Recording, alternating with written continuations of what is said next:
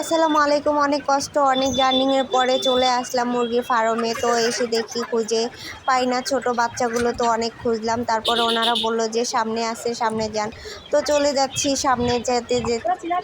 দেখো এখানে হচ্ছে সব পেঁয়াজ আলুর গোডাউন, একদম একবারে সিরিয়াল ধরে এই শেষ মাথা পর্যন্ত খালি আলু পেঁয়াজের দোকান আর দোকান।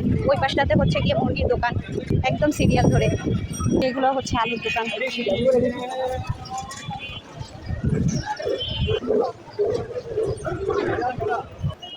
এই দেখো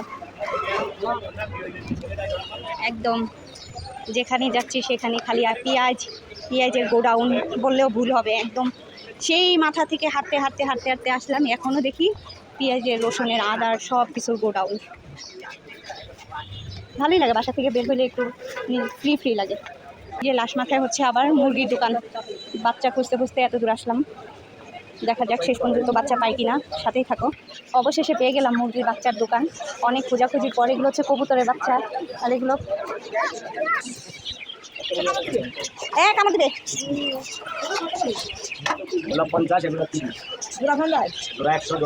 এগুলো কি দেশি মুরগি?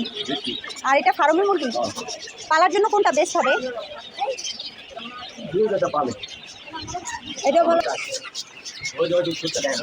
এই যে এটা মা, তুমি এখানে দাঁড়াও, আমি একটু দেখে আসি। এইগুলোই নেই না?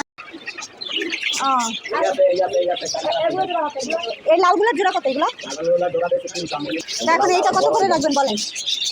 আর এগুলো কি খাবার খাইয়ে আমি সুস্থ রাখবো? এবং সপ্তাহে 2 দিন। অবশেষে এখান থেকে মুরগি নিয়ে নিলাম, ফাইনালি মুরগি নিয়ে নিলাম। এখন ভাবতেছি যে ছোটোগুলো নিব। আর এই যে টাকা দিয়ে দিলাম, কত টাকা খরচ করতেছি বা কত টাকা কি সেগুলো পরে ভিডিওতে জানাবো বা নেক্সটে বলে দিব।